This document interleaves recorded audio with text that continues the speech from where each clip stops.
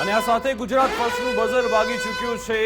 ઉત્તર ગુજરાતમાં જે ભૂપેન્દ્રસિંહ ઝાલા જેણે બીઝેડ ગ્રુપ શરૂ કર્યું અને ફક્ત 4 થી 5 વર્ષમાં તે 6000 કરોડનો આસામી થઈ ગયો, પરંતુ આમાં એક એવો માત્ર બીઝેડ ગ્રુપ નથી, અનેક એવી પોન્જી સ્કીમો ઉત્તર ગુજરાતના પટ્ટામાં ચાલી રહી છે કે જે લોકોને ફસાવવા માટે જ બેઠા છે। અને એમાં તો આજે એક મોટો ખુલાસો થયો કે જુનિયર ક્લાર્ક પણ આવી પોન્જી સ્કીમ ચલાવતા હતા।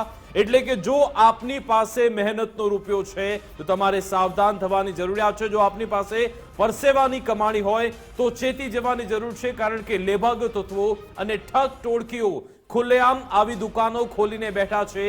એક નહીં, બે નહીં, અનેક એવી પોન્જી સ્કીમનો રાજ્યમાં રાફડો ફાટેલો છે। સહેજે જો લાલચમાં તમે આવ્યા તો આપના નાણાં ચાવ થઈ જશે તે નક્કી છે। પહેલા ભૂપેન્દ્રસિંહ ઝાલાના બીઝેડ ગ્રુપનો ભાંડો ફૂટ્યો, હવે એક પછી એક આવી સ્કીમ સામે આવી રહી છે, જેમાં સિદ્ધેશ્વરી, નાવ સ્ટાર્ટ, પ્રસિદ્ધિ, આવી બધી સ્કીમ ચાલી રહી છે। અને આ તમામે તમામ લોકોના પૈસા ચાવ કરવા જ બેઠા છે। આજે પાલનપુર હોય કે પછી સાબરકાંઠા હોય, આ તમામ જગ્યાએથી આ સ્કીમની વિગતો મળી છે। Now start, AR group, RK group, આવા અનેક એવા ગ્રુપ છે જે લોકોના પૈસા ચાવ કરવા બેઠા છે। વિકાસ, આમાંથી પ્રસિદ્ધિ જે એસ્ટેટ હાઉસિંગ કોર્પોરેશન કરીને જે બીજું જે નામ છે પ્રસિદ્ધિ એન્ટરપ્રાઇઝ, અને સિદ્ધેશ્વરી, આમાંથી જે પ્રસિદ્ધિ છે સૌથી પહેલા ગુજરાત ફર્સ્ટ આ મુદ્દાને લઈને આવ્યું હતું। જ્યારે આખા રાજ્યમાં બીઝેડ ગ્રુપની ચર્ચા ચાલી રહી હતી ત્યારે પ્રસિદ્ધિ ગ્રુપનો પર્દાફાશ ગુજરાત ફર્સ્ટે કર્યો। 4 સેન્ટર ગુજરાતના જ્યાંથી આનો પર્દાફાશ કર્યો કે કઈ રીતે આ એક પોન્ઝી સ્કીમ જ હોઈ શકે છે, કેમ કે એ પ્રકારના સંગીન આરોપ છે। પૈસાનું રોકાણ કરવાનું અને વળતર આપવાની વાતો કરીને જે તમે જોઈ રહ્યા છો કે તાળા લગાવીને નાસી ગયા છે, જે એના કરતા હરતા છે। અને એ પછી આજનો જે દિવસ છે આમાં સિદ્ધેશ્વરી એન્ટરપ્રાઇઝ એક નામ ખુલ્યું, નાવ સ્ટાર્ટ એક નામ ખુલ્યું। આ સિદ્ધેશ્વરી અને નાવ સ્ટાર્ટ બંનેને ચલાવનાર એક જ વ્યક્તિ છે।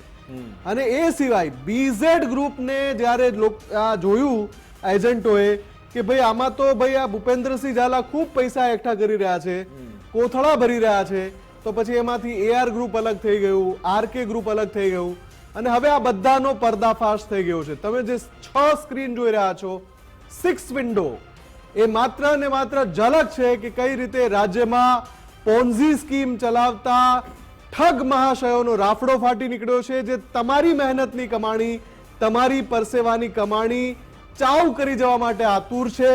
એમાં એ લાભ લે છે કાયદાની છટકબારીનો, એ લાભ લે છે કે તમે કઈ રીતે તમારી મહેનતની જે કમાણી છે। આ તમામને ખબર પડી ગઈ હતી કે હવે તપાસનો રેલો અમારા સુધી પણ પહોંચવાનો છે, એટલા માટે જ તેમની જે ઓફિસો છે ત્યાં તાળા જોવા મળી રહ્યા છે, ખંભાતી તાળા।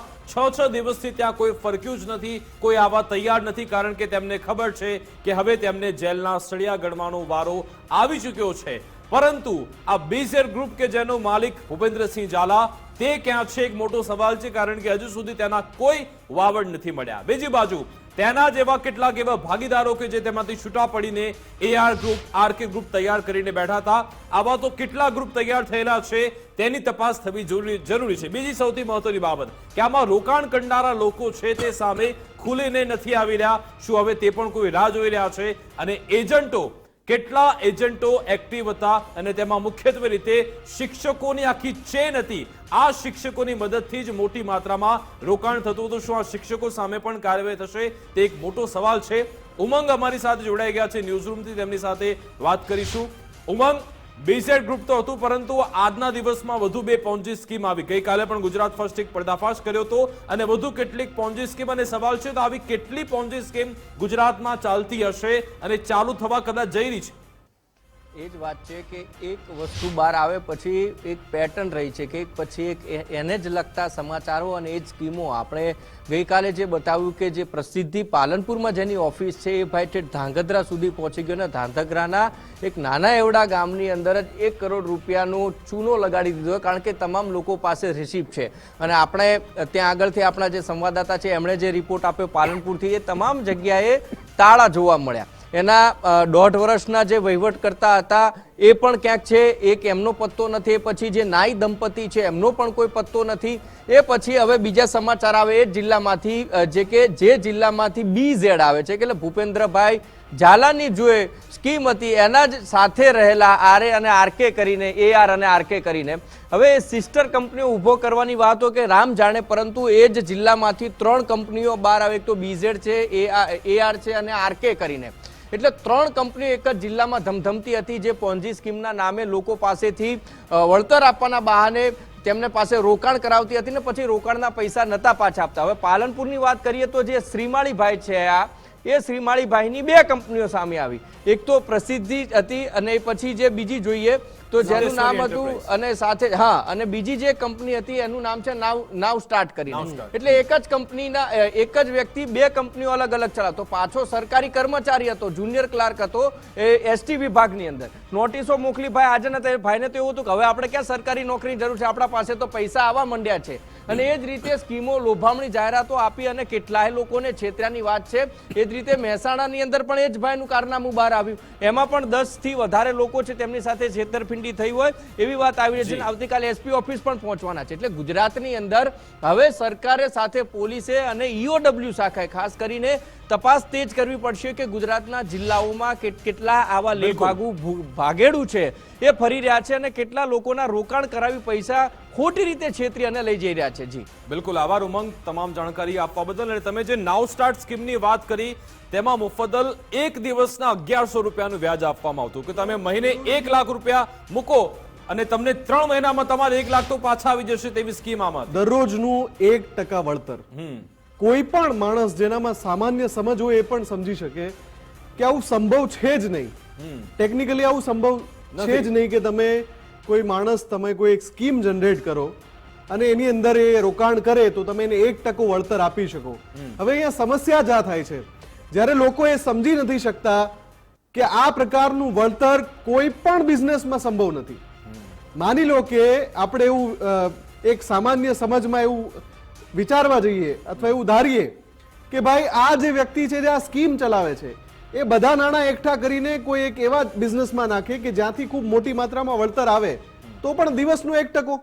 તમે 1 લાખ રૂપિયા રોક્યા હોય ને રોજ તમને 1000 રૂપિયા આપે એવું સંભવ છે ક્યાંય? એટલે આ કેસમાં એ લોકોને 2 મહિના સુધી પૈસા આપવામાં આવ્યા હતા જે આપણી પાસે એ જ તો ફસાવાનો કિમિયો છે. બિલકુલ, એટલે કે આના આખા જે સંભવ જ નથી એ વળતર, જે સંભવ જ નથી એ વળતર તમને આપવામાં પણ આવે એટલા માટે કે તમે પછી ફસાવ. શરૂઆતમાં તમે લાખ રૂપિયા રોક્યા હોય ત્યારે તમને રોજ 1-1000 આપે, પણ જ્યારે તમે 5-10 લાખ તમારા વાળી ચોડીને જેટલા પણ તમારી મરણ મૂડી હોય એ રોકી દો. માછલીને પકડવા માટે જે જાળ બિછાવવામાં આવે એ પ્રમાણે આ લોકો માછલીઓ શોધતા હોય છે, 1-2 મહિના સુધી વળતર આપે છે અને પછી હપ્તા આવવાના બંધ થઈ જાય છે. પછી તમને ખબર પડે છે કે તમે તો છેતરાઈ ગયા. વિકાસ, આજે BZ ગ્રુપ છે એના એક કર્મચારીનો વિડિયો વાયરલ થઈ રહ્યો છે. જી, કારના બોનેટ પર દેખાડો વિડિયો, આ જોઈ લો. કારના બોનેટ પર જુઓ, રૂપિયાના બંડલ લઈને ફરી રહ્યો છે આ વ્યક્તિ. તમે જે મહેનત કરીને ખૂબ જ મહેનત કરી હશે આ પૈસા કમાવા માટે, આ માણસે નથી કરી. તમે આખો મહિનો મહેનત કરો છો, 9-9 કલાકની તમારી ડ્યુટી હોય છે ને પછી તમે થોડી જે લાલચ રાખો છો ને કે અમને અમારા પૈસા ડબલ થઈ જશે, ટ્રિપલ થઈ જશે, આ લોકો તમારા રૂપિયા લૂંટવા માટે બેઠા છે. અને આ સૌથી મોટો આ પુરાવો છે કે કઈ રીતે તમારા પૈસાથી તાગડ ધીન્ના થાય છે. ભૂપેન્દ્ર ઝાલા જે મહાઠગ છે, જે મહાઠગ જે ભાગી ગયો છે, જે છુપાઈ ગયો છે ક્યાંક, બરાબર, એ ભૂપેન્દ્રસિંહ ઝાલાની ઓફિસનો આ ઓફિસ બોય છે. ઓફિસ બોય ની મોંઘીદાટ કારમાં ડેશબોર્ડ ઉપર આવી રીતે હજારો લાખો રૂપિયા પાથર્યા છે. કેમ કે એને કમાયા નથી. જે માણસે કમાયા હોય મહેનત કરીને એને એની કિંમત હોય, પણ આ તો તમારા લૂંટેલા છે ભાઈ, તમારા ખિસ્સામાંથી કઢાવી લીધેલા છે. તમે લાલચમાં આવ્યા એટલે તમારા ખિસ્સામાંથી. અને હવે જુઓ આ લોકો કેવા જલસા કરે છે. અને અમે અસંખ્ય વિડીયો તમને બતાવ્યા કે આ પ્રકારના ઠગબાજ છે એ તમે લાલચમાં આવશો તો તમારા પૈસે વિદેશમાં જલસા કરશે, આવી રીતે કારના ડેશબોર્ડ ઉપર આવી રીતે નોટોના બંડલ લઈને ફરશે. હવે તમારે સમજવાનું છે કે તમે ક્યાં લાલચમાં આવીને નાણાં રોકી દીધા. ભૂપેન્દ્રસિંહ ઝાલાએ એ મોડસ ઓપરેન્ડી અપનાવી કે શિક્ષકોને ટાર્ગેટ કર્યા હતા અને શિક્ષક એક ગામમાં પ્રતિષ્ઠિત વ્યક્તિ હોય છે. જ્યારે શિક્ષક આવી વાત કરે છે કે ભાઈ મને તો લાભ મળ્યો છે, તમે પણ લાભ મેળવો, એટલા માટે લોકો આમાં રોકાણ કરતા હોય છે. અને સાબરકાંઠામાં શિક્ષણ વિભાગ સામે આંગળી એટલા માટે ચિંધાઈ કારણ કે બીઝેડના કેમ્પસમાં આખો કેમ્પ યોજવામાં આવ્યો હતો અને જ્યારે આખો મામલો સામે આવ્યો, હવે ત્યાંના શિક્ષણ અધિકારી રજા પર ઉતરી ગયા છે. એટલે કે આ બધી મામલે તપાસ થવી ખૂબ જ જરૂરી છે. આગળ વધીએ.